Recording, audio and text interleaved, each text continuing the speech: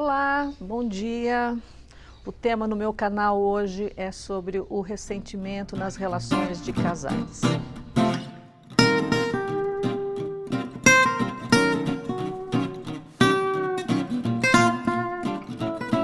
A própria palavra ressentimento, ela quer dizer ressentir. Ressentir o quê? Ressentir a repetição daquela dor que muitas vezes vem como violência, como decepção. É ressentir a decepção de uma relação em que você confiava no outro, em que você se sentia querida, se sentia desejada ou se sentia cuidada, e nesse momento não está havendo nem esse cuidado. Ou muitas vezes até o um ou o outro cuida, mas está te traindo por trás. E quando você tem a consciência disso, é uma decepção muito grande. Aquele amigo leal, aquele amigo em que você punha a mão no fogo por ele, em que você se dedicou tantas coisas para aquela pessoa e ela comete uma falta grave com você, né? Então, nesse sentido, o ressentimento pode gerar uma mágoa, e uma mágoa muito profunda.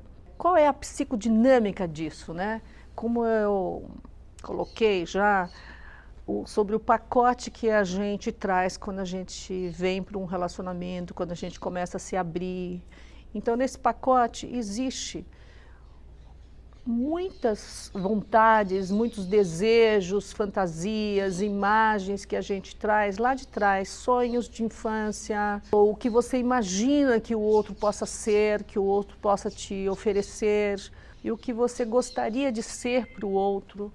E esses desejos, essas imagens, elas vêm de toda a nossa representação da nossa formação. Só aí, imagina que dá uma linha cruzada, né, no sentido de ter tantas representações que cada um traz. Então, isso tem uma multiplicação de personagens enorme, já no campo da relação, né? O Lacan coloca isso muito bem, ele diz que o relacionamento a dois sempre tem mais que duas pessoas. Por quê?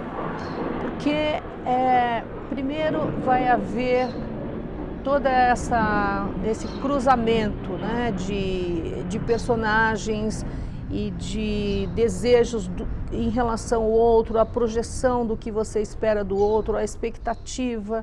Então vão ter muitos, né? Principalmente assim, eu vejo no consultório, as pessoas, quando elas começam a terapia de casal, elas começam a trazer a queixa, e eu vejo aquilo ali muito como um monólogo. A pessoa está ali falando para si, falando daquilo que ela espera, do sonho que ela tem de uma relação, daquilo que ela construiu do que poderia ser um relacionamento. Ela não está vendo o outro, ela está se queixando. As queixas básicas que vêm é um pouco isso, né? Ele não me viu, ele não me vê, ou ele não me entende. E o outro fica assim, às vezes, chocado quando a pessoa começa a dizer o que ela espera ou qual é a crença dela. Às vezes, um ou outro diz, nossa, você nunca me disse isso, eu nem esperava que isso pudesse acontecer, né? Então, assim, no fim, as relações, as terapias ou a terapia, ela acaba virando assim uma briga assistida pelo psicoterapeuta, né? Porque nenhum está querendo conversar com o outro. Exatamente por essa questão, né, de você culpabilizar o outro sobre o seu sofrimento, aquilo que está te fazendo sofrer, a sua dor, e não se responsabilizar.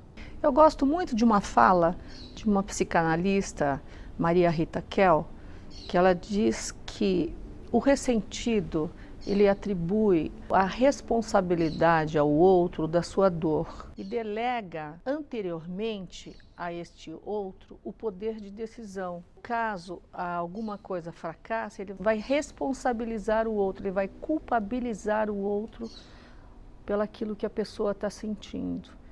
E eu acho tão bacana isso, porque me faz pensar muito sobre como é difícil a gente se responsabilizar pela nossa dor, se responsabilizar pelo aquilo que a gente está sentindo, o jeito que a gente reage, o jeito que a gente segura a mágoa, o jeito que a gente fica ali impotente naquela história e não consegue abrir mão, não consegue achar um outro caminho, né? Então, assim, é muito importante a gente refletir sobre isso. A outra coisa é que também existe, fora o interno, né, das projeções, das nossas representações, existe o externo também, né? Às vezes a falta é tão grave que é impossível você continuar com aquela mágoa e viver na mesma relação.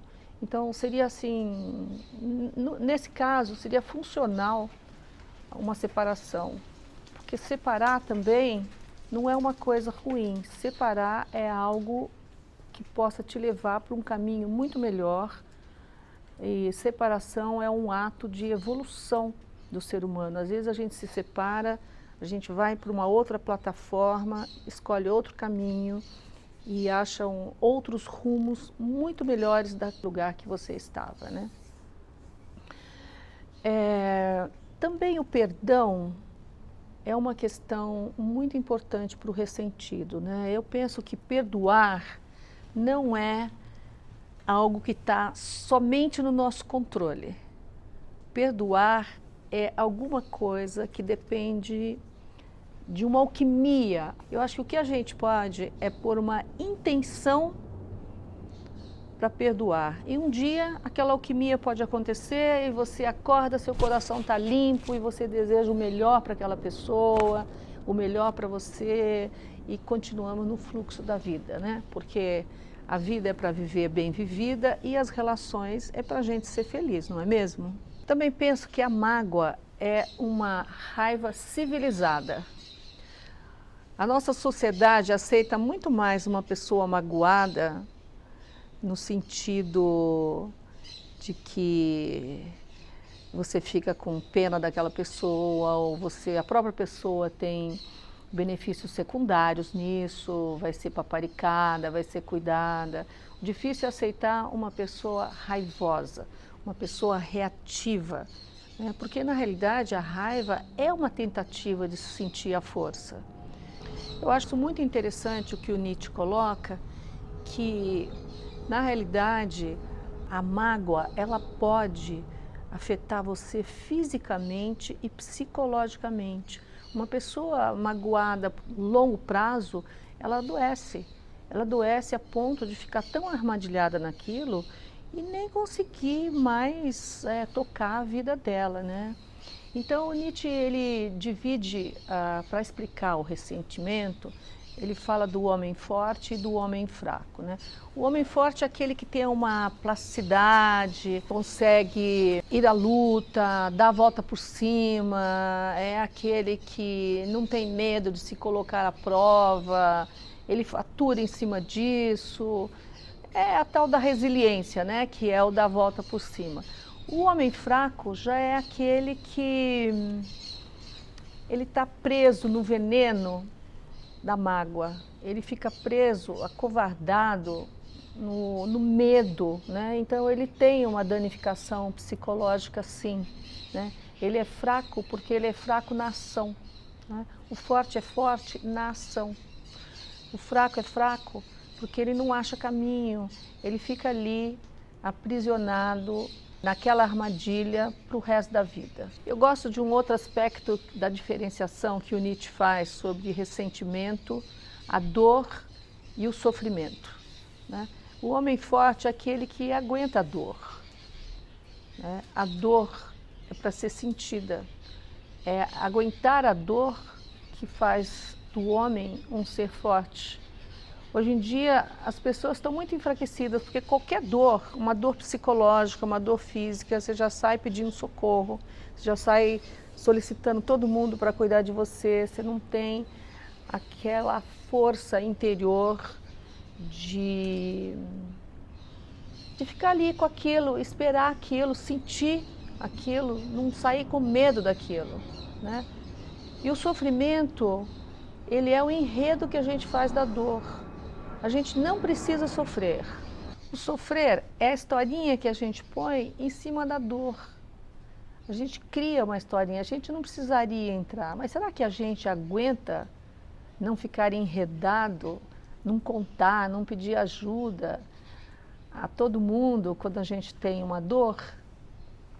Seria uma cura, se a gente se permitisse viver um pouco mais com a gente mesmo e se testar na nossa capacidade de resiliência, de ir à luta, de olhar a dor não como uma coisa negativa, mas como algo a serviço da sua evolução, do seu crescimento.